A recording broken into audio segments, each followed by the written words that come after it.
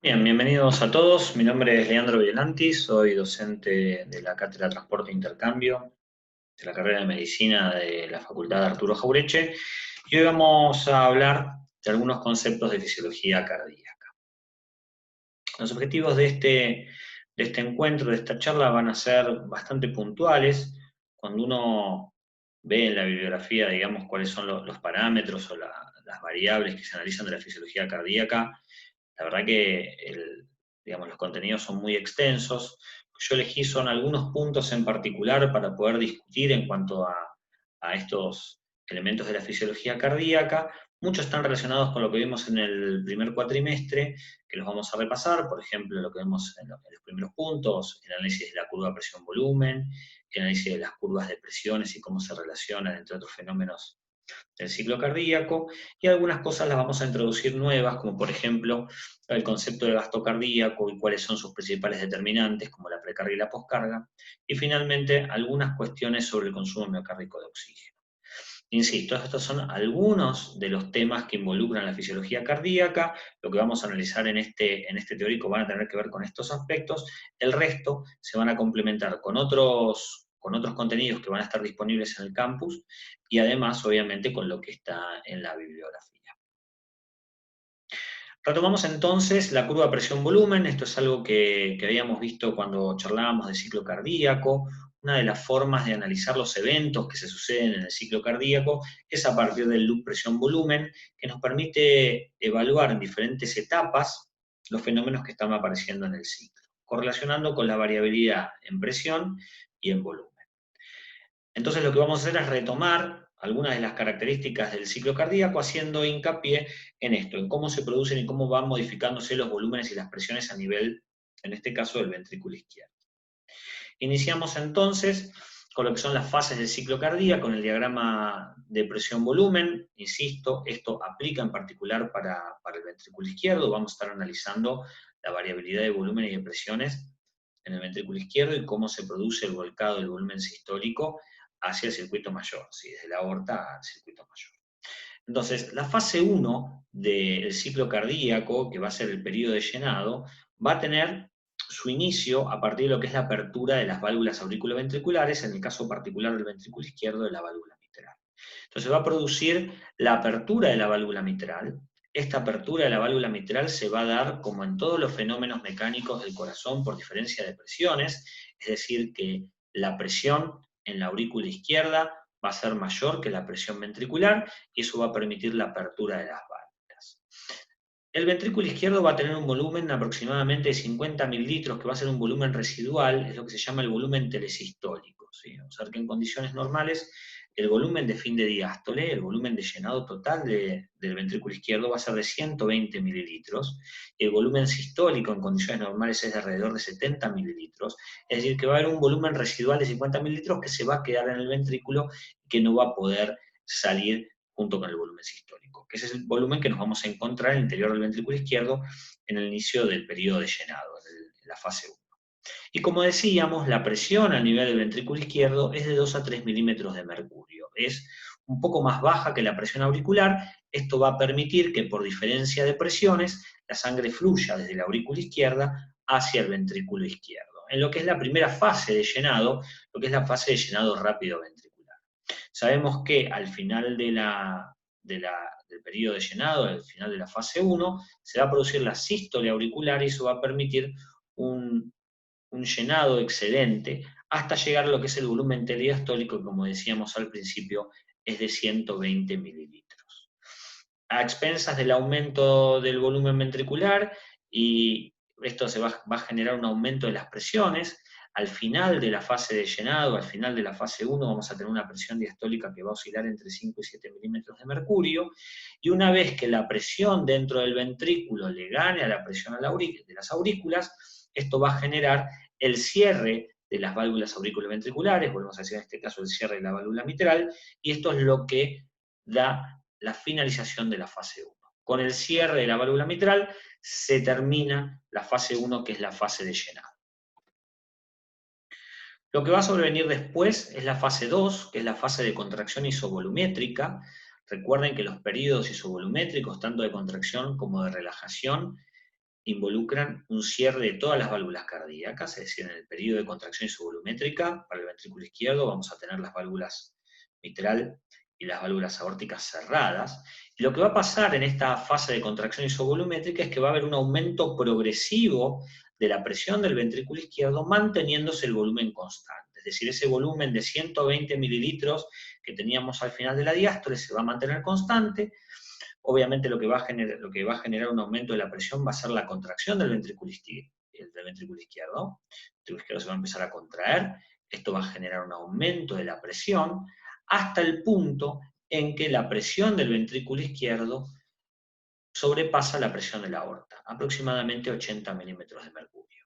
Cuando la presión del ventrículo izquierdo es mayor a la presión de la aorta, esto genera la apertura de las válvulas aórticas y constituye el final de la fase 2 de contracción isovolumétrica.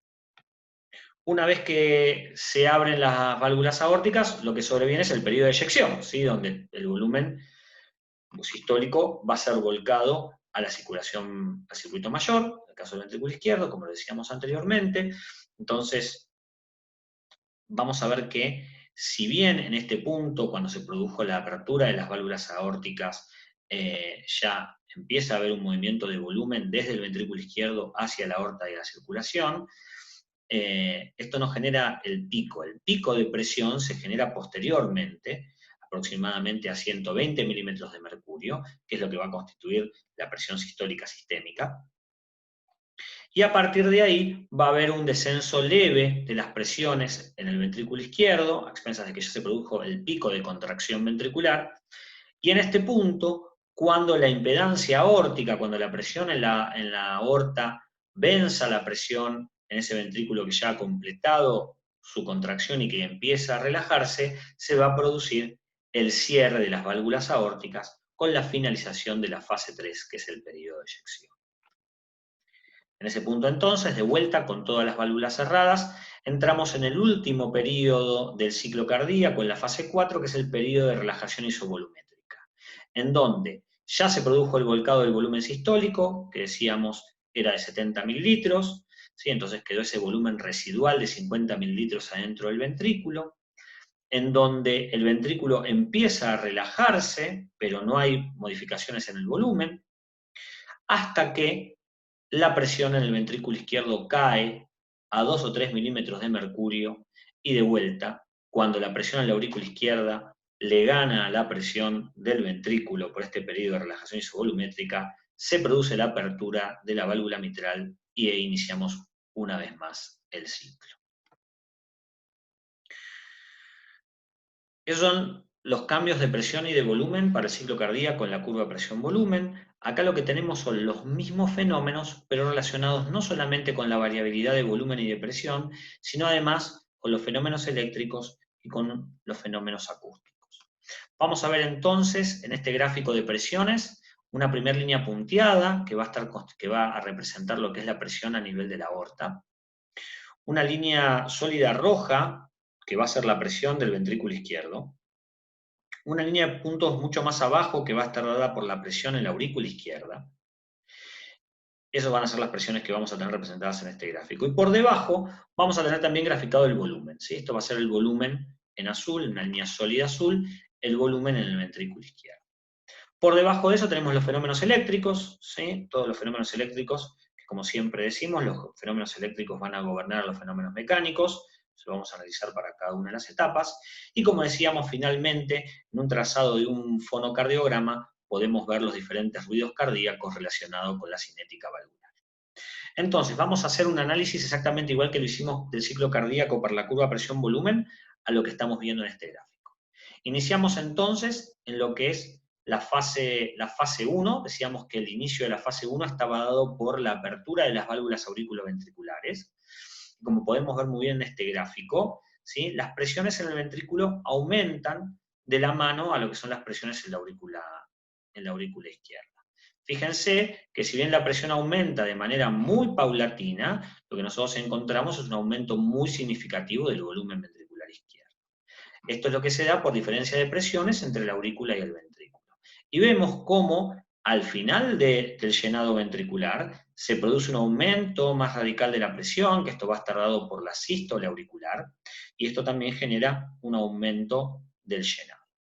Nótese también cómo desde el punto de vista eléctrico tenemos la despolarización auricular, marcado por la onda P, y luego del fenómeno eléctrico de despolarización auricular, vemos el fenómeno mecánico, que es el de sístole auricular. En este punto, la presión en el ventrículo empieza a subir, y cuando la presión en el ventrículo empieza a subir, vence a la presión de la aurícula izquierda, y esto genera el cierre de las válvulas auriculoventriculares. Pasamos entonces a la segunda etapa, que es la etapa de contracción isovolumétrica. Nótese cómo hay un aumento muy marcado de la presión intraventricular, mientras que el volumen del ventrículo se mantiene constante. Y también es importante ver cómo el QRS, que es el fenómeno de despolarización de la masa ventricular, precede al fenómeno mecánico de contracción, ¿sí? Como de la mano de la contracción podemos ver el aumento de la presión. Y también en este punto decíamos que íbamos a tener el cierre de las válvulas auriculoventriculares, como se traduce en el primer ruido cardíaco. Decíamos entonces que una vez que la presión del ventrículo vence a la presión de la aorta, esto va a generar la apertura de las válvulas aórticas, y ya pasamos a lo que es la fase 3 del ciclo cardíaco, que es la fase de eyección, donde vemos cómo la presión del ventrículo izquierdo prácticamente va de la mano de la presión sistémica de la aorta, ¿sí? Como podemos ver también que en la medida que se produce la fase de eyección, el volumen en el ventrículo izquierdo se va disminuyendo hasta llegar al volumen residual de 50 mililitros. Una vez que el ventrículo empieza a relajarse y de vuelta la presión a nivel de la aorta vence a la presión ventricular, esto genera el cierre de las válvulas aórticas, que se traduce en un segundo ruido en el fonocardiograma, y entramos una vez más en lo que ya es la cuarta etapa del ciclo cardíaco, con el periodo de relajación isovolumétrica, donde las presiones caen radicalmente, una vez más el volumen se mantiene constante, hasta que la presión en la aurícula vence a la presión en el ventrículo, que está en fase de relajación, y se produce la apertura de las válvulas auriculoventriculares con el inicio de una nueva fase 1. Entonces, esta es otra forma de poder analizar los fenómenos del ciclo cardíaco, relacionando presiones, volúmenes, fenómenos eléctricos y fenómenos acústicos del fonocardiograma. Bien, ahora que ya pudimos repasar los elementos del ciclo cardíaco, otro de los conceptos que hacen a la fisiología cardíaca es poder entender cómo nosotros analizamos la función del corazón. El corazón es una bomba, y como toda bomba, uno puede analizar su trabajo de diferentes maneras. Una de las formas de analizar el trabajo es justamente en términos de consumo energético, lo que se conoce como trabajo cardíaco. El trabajo cardíaco surge básicamente del área bajo la curva del loop presión-volumen que estuvimos analizando antes. Es el consumo energético que requiere el corazón para su funcionamiento. Pero como también es una bomba, una de las formas de analizar cómo funciona esa bomba es en función de su flujo. Es decir, cuánto volumen de sangre puede bombear el corazón por unidad de tiempo. El gasto cardíaco justamente es eso, ¿sí? Nosotros nos referimos al gasto cardíaco o a volumen minuto cardíaco como a la medida de flujo que está determinada por la función de bomba y el tiempo en el que esa función de bomba se desarrolla. En términos del corazón, ¿cómo va a ser esta relación? Bueno, ese volumen va a estar dado por el volumen sistólico. ¿Se acuerdan que decíamos, en condiciones normales, el volumen sistólico está en aproximadamente 70 mililitros? Y la unidad de tiempo va a estar dada por la frecuencia cardíaca. Si nosotros decimos que un paciente tiene una frecuencia cardíaca de 60 latidos por minuto, significa que en un minuto vamos a tener 60 volúmenes sistólicos. En condiciones normales, en un minuto la cantidad de sangre que va a bombear el corazón está en alrededor de 4,5 litros, 5 litros, que es prácticamente toda la volemia. Obviamente que vamos a ver que hay diferentes formas de modificar estos datos, ¿sí? Lo interesante de analizar el trabajo cardíaco o analizar el funcionamiento de la bomba cardíaca en términos del gasto o del volumen minuto, es que nosotros podemos ver cuáles son los factores que inciden directamente en que el gasto cardíaco, el volumen minuto, aumente o disminuya. Entonces esto es lo que vamos a ver a continuación. Vamos a analizar cuáles van a ser los determinantes, sobre todo de uno de los principales factores del gasto cardíaco, de que es el volumen sistólico. Vamos a ver cuáles son los factores que hacen que el volumen sistólico aumente y cuáles van a ser los factores que el volumen sistólico disminuya. Es entonces que acá tenemos presentados los determinantes de volumen sistólico y básicamente hay tres elementos que son fundamentales para modificar el volumen sistólico, que van a ser sin lugar a dudas las condiciones de carga de esta bomba. La primera es la precarga, es decir, la precarga es, si uno sigue con la analogía de la bomba, el volumen con el que se ceba la bomba, es decir, cómo el volumen con el que se llena la bomba, cuáles son las condiciones de llenado de la bomba cardíaca. ¿De qué va a depender la precarga? ¿De qué va a depender con qué se carga el corazón? Básicamente del retorno venoso, este es tal vez el principal determinante de la precarga, la distensibilidad del ventrículo y una de las propiedades del músculo cardíaco, que es el lusitropismo, la relajación. Entonces, vamos a ver que la precarga va a ser un determinante que va a estar a favor del aumento del volumen sistólico. A mayor precarga, mayor volumen sistólico, mayor gasto cardíaco. Esto lo vamos a desarrollar un poquito mejor a continuación. El otro determinante del volumen sistólico es la poscarga, que es en realidad lo que se opone a la salida, es la carga que tiene que vencer el corazón para poder sacar su volumen sistólico, es decir, lo que se opone al trabajo cardíaco. ¿Y cuáles van a ser los determinantes de la poscarga? La geometría ventricular, es decir, cómo son las condiciones en las que está funcionando el ventrículo izquierdo, la masa, que es el que tiene mayor masa contráctil. La impedancia aórtica, que eso va a ser una resistencia fija, que va a ser, digamos, la resistencia que ofrezca las paredes de la aorta, que obviamente está inmediatamente a continuación del ventrículo izquierdo. Y finalmente la resistencia vascular periférica. Si se quiere, los dos grandes determinantes de la poscarga van a ser la geometría ventricular y desde el punto de vista fisiológico, tal vez el más interesante es la resistencia vascular periférica. ¿Por qué? Porque es la que tiene mayor variabilidad y es la que es susceptible a un cambio a partir de una terapéutica farmacológica. El tercer determinante del volumen sistólico es la contractilidad, otra de las propiedades del músculo cardíaco. Y vamos a ver que uno de los principales factores que modifica la contractilidad miocárdica es el tono simpático. Es decir, a partir del efecto beta 1 adrenérgico, a partir de modificaciones que se pueden dar a partir del sistema nervioso autónomo, esto puede generar un aumento de la contractilidad miocárdica y en consecuencia un aumento del volumen sistólico.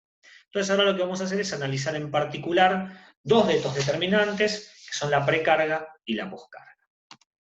Decíamos entonces que la precarga es el grado de tensión del músculo al contraerse. Si uno quiere, digamos, decir, bueno, pasar el concepto de precarga a un valor concreto, uno debería decir que es la presión telediastólica ventricular, es decir, la presión sobre las paredes ventriculares al final de la diástole, al final del llenado.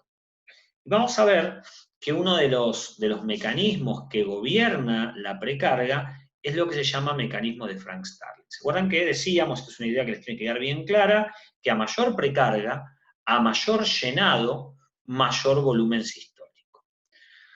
Entonces, una de las ideas que uno tiene que tener en cuenta cuando habla de precarga es que, bueno, el principal determinante de la precarga es el retorno venoso.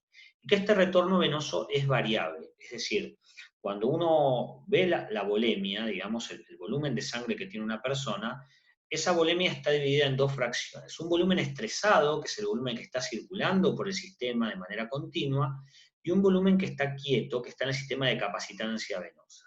Ante algunas situaciones particulares, ese circuito de capacitancia venosa puede aportar más volumen al sistema, y de esa manera el corazón tiene que tener algún mecanismo para adaptarse, ¿sí? Es decir, si por alguna condición el retorno venoso aumenta, el corazón tiene un mecanismo adaptativo que permite que el volumen sistólico también aumente. Ese mecanismo adaptativo es el mecanismo de Frank-Starling, ¿sí? Entonces, cuanto más se llena el ventrículo, cuanto más se distiende al músculo cardíaco durante el llenado, mayor va a ser la fuerza de contracción. Entonces el volumen sistólico va a ser más grande, ¿sí? Obviamente que esto se va a dar dentro de ciertos límites. Ahora vamos a ver por qué proceso se produce el mecanismo de Frank-Starling y vamos a ver que la fuerza de contracción ventricular no puede aumentar de manera ilimitada si el retorno venoso, el volumen de llenado aumenta. Si esto tiene un límite que va a estar dado por la longitud de los sarcómeros. ¿Cómo se produce entonces, perdón, el mecanismo de Frank Starling? Y tiene que ver con un principio físico que gobierna la palanca que generan las fibras de los sarcómeros, digamos. Ahí los filamentos de actina y de miosina se van a desplazar si hay una distensión, ¿sí?, mayor de los sarcómeros. Eso va a generar mayor palanca y mayor fuerza de contracción, ¿sí? Cuando hay una superposición óptima entre los filamentos de actina y de miosina, esto genera mayor palanca, mayor fuerza y mayor fuerza de contracción, que va a permitir generar volúmenes sistólicos más grandes. Eso lo podemos ver en este gráfico.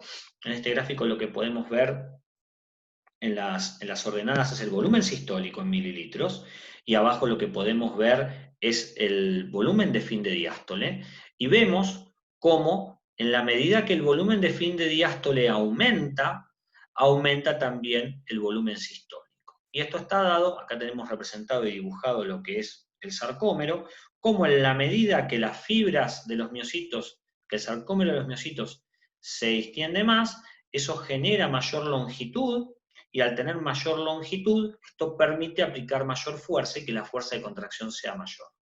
Fíjense que, claro, el límite de este mecanismo compensatorio está dado por el largo del sarcómero.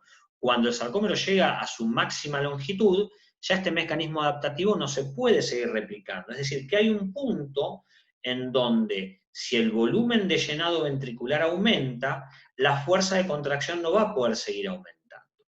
Esto es muy interesante porque tiene una aplicación directa, por ejemplo, en lo que son los pacientes con sobrecarga de volumen.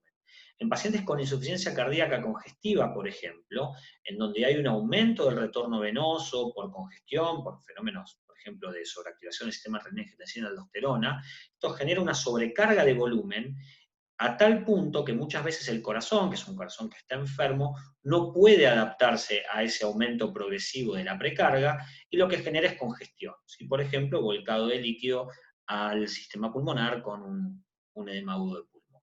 Entonces, el mecanismo de Frank Starling es un mecanismo fisiológico que permite una adaptación de la fuerza de contracción a volúmenes de fin de diástole crecientes, pero hay que entender que esto tiene un límite, ¿sí?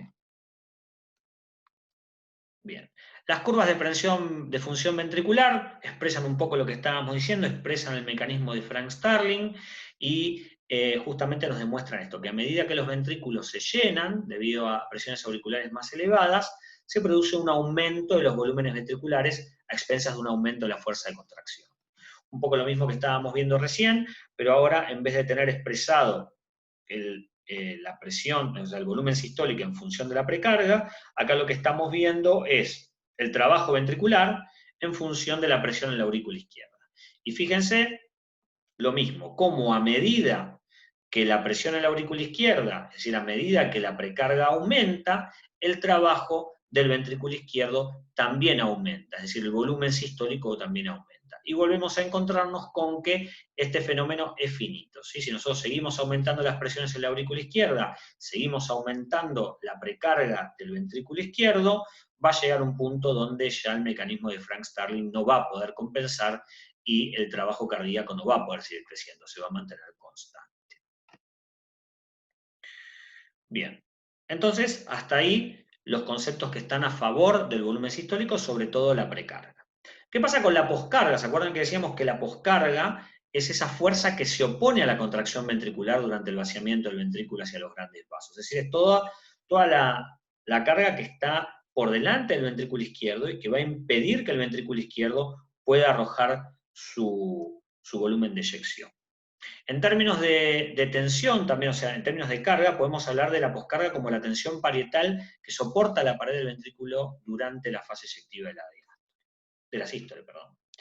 Y así como decíamos, la poscarga tiene dos grandes determinantes. Uno es la geometría ventricular, que vamos a ver que va a tener relación con la tensión parietal que se va a generar sobre el ventrículo, y la otra es la resistencia vascular periférica, que como decíamos es el más interesante desde el punto de vista fisiológico, porque es el que va a poder tener mayor variabilidad.